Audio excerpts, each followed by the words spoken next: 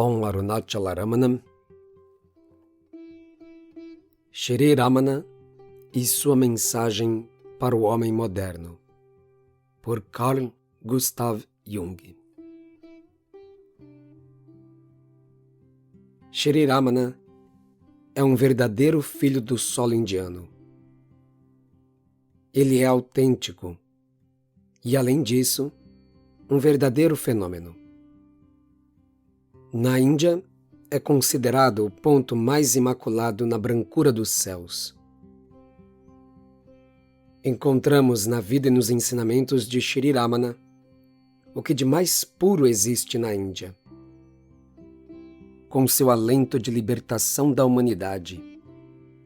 É um cântico milenar cuja melodia possui um único e grandioso motivo, o qual, em seus milhares de reflexos multicoloridos, renova-se dentro do espírito hindu, do qual o próprio Shri Ramana Maharishi é a última encarnação. A identificação do Self com Deus irá chocar o homem ocidental. Eis uma percepção estritamente oriental, segundo os escritos de Shri Ramana. A psicologia não tem nenhuma outra contribuição a acrescentar, exceto constatar que se encontra bem além de seu alcance propor coisa semelhante. Contudo, para o hindu, está claro que o Self, como fonte espiritual, não difere de Deus.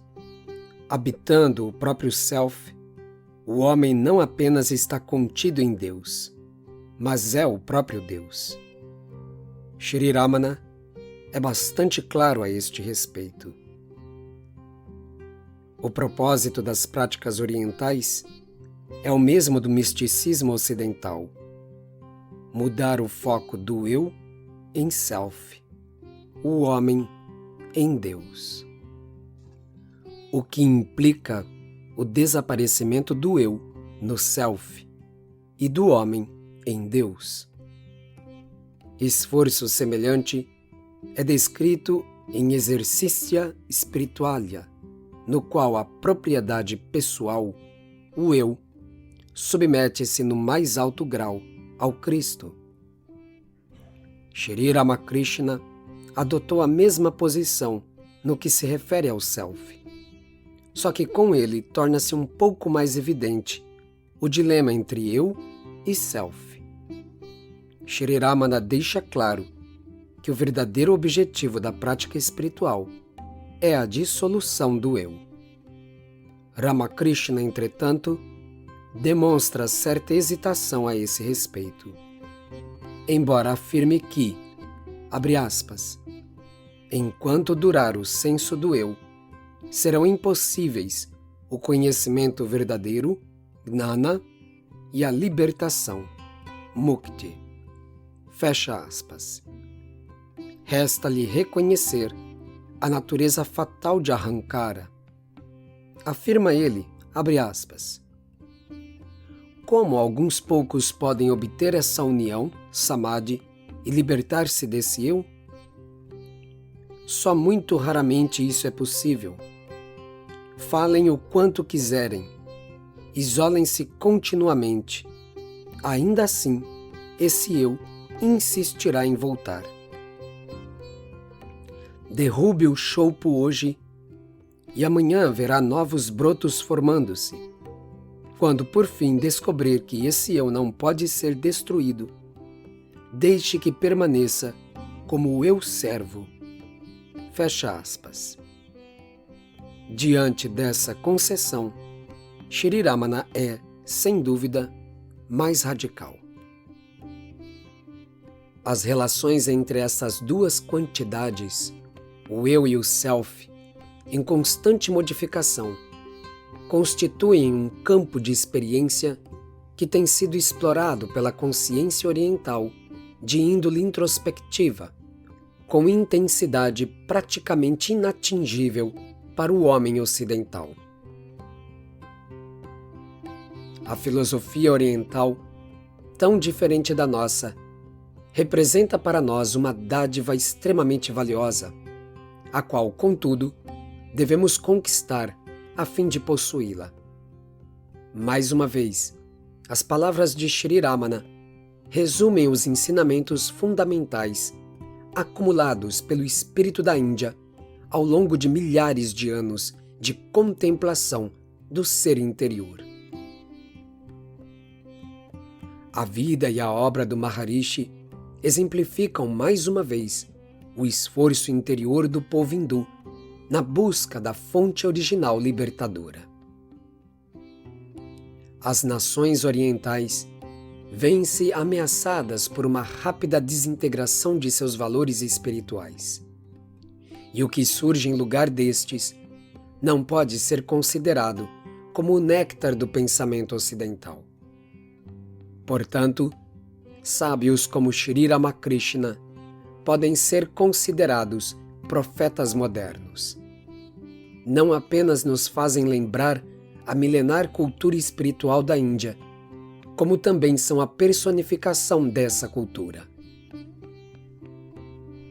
A vida e os ensinamentos desses dois sábios são um impressionante alerta, a fim de que não sejam esquecidas as exigências da alma em meio à civilização ocidental, com seus interesses materialistas, tecnológicos e comerciais.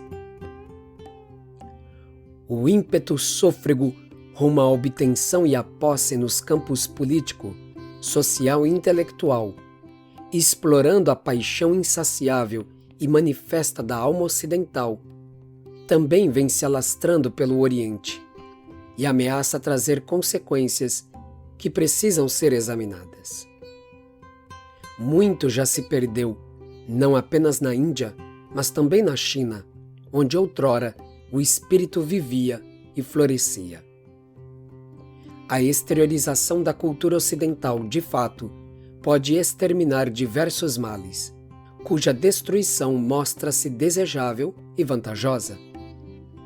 Contudo, a experiência tem mostrado, tal progresso custa caro demais, a perda da cultura espiritual. Sem dúvida, é mais confortável habitar uma casa bem arrumada e limpa, mas isso não responde à pergunta sobre quem é o morador dessa casa, sobre se a alma desse morador partilha de semelhante ordem e pureza, isto é, a da casa de que participa a vida exterior. A experiência evidencia que, uma vez iniciada a busca de bens externos, o homem jamais se satisfaz com o suprimento das necessidades simples da vida, passando a desejar buscar sempre mais no mundo externo, movido por seus preconceitos. Esquece-se, por completo, de que, a despeito de todas as vitórias externas, interiormente ele continua o mesmo, e assim se queixa de sua pobreza quando possui apenas um automóvel e não dois, como algumas pessoas que estão à sua volta. Naturalmente, a vida exterior do homem pode trazer inúmeros progressos e certo embelezamento, que perdem seu significado na medida em que o homem interior não os acompanha. A provisão de todas as necessidades é, sem dúvida, uma fonte de felicidade que não deve ser subestimada. Todavia, além e acima desta, o homem interior tem necessidades que não podem ser satisfeitas por bens externos. E quanto menos a voz interior é ouvida na busca das maravilhas deste mundo, mais o homem interior torna-se fonte de inexplicável má sorte e incompreensível infelicidade em meio a condições de vida das quais poder-se-ia esperar coisa bem diferente. A externalização leva ao sofrimento incurável, porque ninguém compreende como é possível sofrer em virtude da própria natureza. Ninguém se espanta da própria insaciabilidade, mas a considera um direito inato. O homem não percebe que a dieta parcial de sua alma acaba por produzir desequilíbrios os mais sérios. Aí reside a enfermidade do homem ocidental, que não descansará enquanto não contaminar o mundo inteiro com sua impaciência voraz. A sabedoria e o misticismo orientais, portanto, têm muito a dizer-nos em sua linguagem inimitável. Eles devem lembrar-nos o que possuímos de semelhante em nossa própria cultura, o que já esquecemos, bem como dirigir nossa atenção para o que deixamos de lado como algo insignificante, o destino de nosso homem interior.